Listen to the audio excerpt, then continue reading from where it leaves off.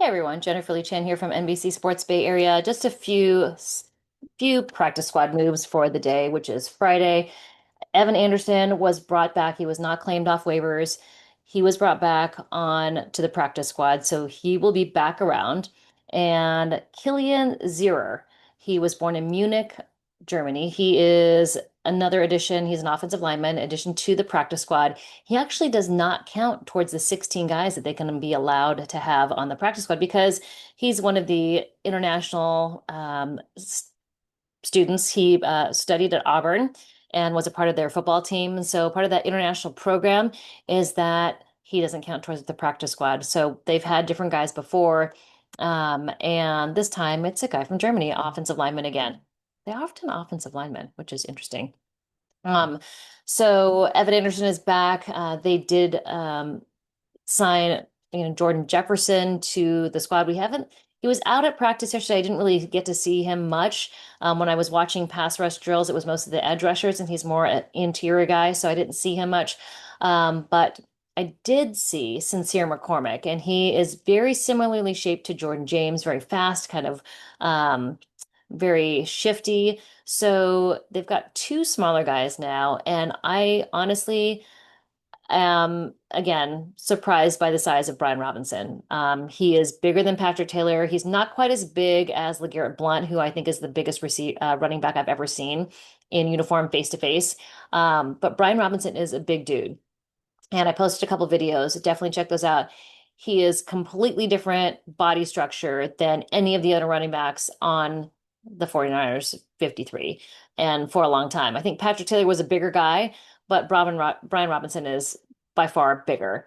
Brian Robinson also, I think one of the things about him is that he is in a contract year, so he needs to perform well to set him up for a second contract. He was with the Washington Commanders for 3 seasons, and he had good seasons. He led their team with rushing yards. 733 was the low. He never hit 800, but he was very close. He also caught a bunch of touchdowns. He rushed for a bunch of touchdowns. So this could really take pressure off of Christian McCaffrey being out there for every single goal line stand, for every single short yardage, need to move the chains.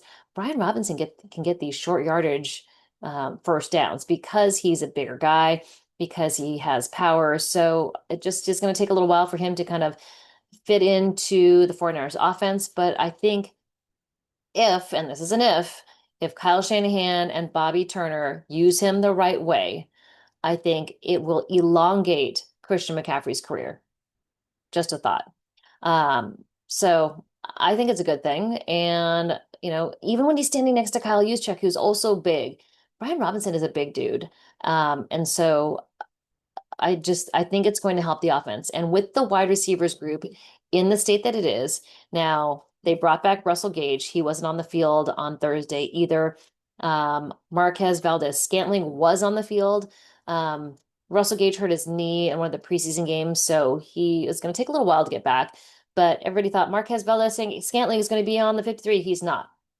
He's on the practice squad, but he is an option to be bumped up on game day when needed or when necessary. But right now, I honestly think Robbie Chosen is ahead of him. Russell Gage is ahead of him, ahead of Robbie Chosen. So your top guys are Ricky Pearsall and of course Demarcus Robinson, but he's not going to be out there. So Ricky Pearsall is the guy. Robbie Chosen, Russell Gage Jr. I mean, they just don't have a lot of guys who are healthy. And it's going to be hopefully Jordan Watkins soon. He looks like he's making progress back. I don't know if he's going to be out there for week 1, but I really do think the two wide receivers that you're going to see the most are Sky Moore and Ricky Pearsall. Sky Moore has looked really good. I'll post some more videos of him. He looks shifty. He's catching on really quickly. So I think, yeah, you're going to see Sky Moore. And it looks like Dominic Pooney should be getting ready to be out there week 1. He looks like he's walking much better. He was doing some running on the side field. So he could be out there. I saw Yetur Gross-Matos working out to the side, but again, he hasn't been in team reps yet. So I don't know if Yetur Gross-Matos is ready for week 1, but they didn't want to put him on the IR to return or pup because they wanted him to be ready for maybe week 2 or week 3. He's supposed to get out to practice next week. So there was a bonus practice on Monday. I will be there. Matt Maiocco will be traveling, so I'll do a video from there as well. Maybe I'll do one again this weekend. You let me know what you guys want to talk about. But looking at the offense, George Kittle is going to catch a lot of passes. Christian McCaffrey is going to catch a lot of passes. Brian Robinson is also a good pass catcher. Ricky Pearsall and Sky Moore. So those are your receiving targets. Luke Farrell's going to be in for blocking, although he can catch a pass if he needs to. So if it's a short yardage situation, they are all over George Kittle and they can't get anyone free. Luke Farrell is capable of moving the ball a couple feet, yards to get a first down. So until Juwan Jennings comes back, I know that is the big situation that we're all talking about right now. Just don't know. I have subscribers on Instagram and we had kind of a chat going on. I'm like, yes, it's somewhat dramatic, but really it's way less dramatic than Brandon Ayuk last year. He hasn't been around. We don't know what his status is. We don't know what's going on, but really, you just got to let him go. Let it go. And, it is what it is. And is it the calf? Is it the contract? No one will know what the calf is what's going on with the calf except Juwan. And it's what he says to the training staff. Is it that bad? It could be. We just don't know. Speaking of calves, Upton Stout was back at practice on Thursday, so that is a good sign. He was one of the guys who played really well in the preseason when he was healthy. We also talked to Marquise Siegel in the locker room, and what I asked him was the biggest change from college to now. Was it the angles that you take going after a tackle? He's like, absolutely. He's like, guys are going so much faster. It really is how they have to prepare and go for who they're going to tackle. And that's what happened to Nick Martin. And I was saying this on one of my videos earlier. The adjustment from the college to the NFL for linebackers and safeties is really how fast these guys are coming at you, what their routes are like. So the angles that they take, I mean, if they are off just a little bit, they're blowing coverage. The margin of error is so much smaller now than it was in college. They could kind of get by. Like, I think in college, guys that don't have the best idea of where the guy is going, they can cover it up with a little bit of speed, a little bit of finesse. But once you get into the NFL, it is impossible to do that. So you've got guys like Nick Martin and Marquise Siegel who are adapting to the NFL speed. And Marquise Siegel said, yeah, it's slowed down a lot from week 1 to week 3, but Robert Saleh said it's going to get way faster when it comes to week 1. So, I think these guys are good. I think these young guys are good. They've done a lot of work during the offseason and we'll see how it goes. But it's going to be a learning process as we go along. So if week 1 they don't look good, it's not time to throw in the towel. It is just a lot of young guys in the roster who are going to have to get, their feet underneath them. And it's going to take a little time. So hopefully, but all the guys on sports radio and sports talk TV that are saying that the Niners are washed.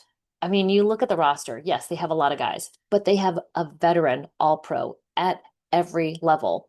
Brock's probably the only one who's not an all-pro, but he was a Pro Bowler.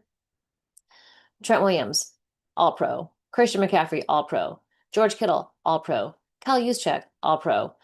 Nick Bosa, all-pro. Fred Warner, all-pro. And secondary, I guess not. So, but I think Renato Green is solid. Deommodore Lenoir is on his way to a Pro Bowl, I would think. This is the year for Deommodore Lenoir to break out. And I think that sets up really good for the secondary to have those two out there because Deommodore Lenoir has a huge chip the size of a car on his back because he hasn't been recognized yet. It all starts from the draft. He thought he was going to get drafted way higher, and he didn't. He's mad at how many cornerbacks are taken before him when he was drafted. Still mad. Still mad that he's not getting the recognition. So, he plays really well. And if he keeps playing well, it's going to set him up for Pro Bowl, maybe all pro year. We'll see how he goes. He's got to get some interceptions, though. He can't just do pass breakups. He's got to get some interceptions. So that's the challenge for Deommodore Lenoir this year. All right, so it is Friday night. I'm going to sign off. I hope you guys are well. Maybe I'll do another live this weekend. If you're traveling for Labor Day, please be safe and please like and subscribe. I'm going to post more videos from practice always, so please subscribe. You can also follow me on Instagram, on all the social media platforms. It's all the same handle, at Jennifer Lee Chen, all one word. I hope you're well, and we will talk soon. All right, bye.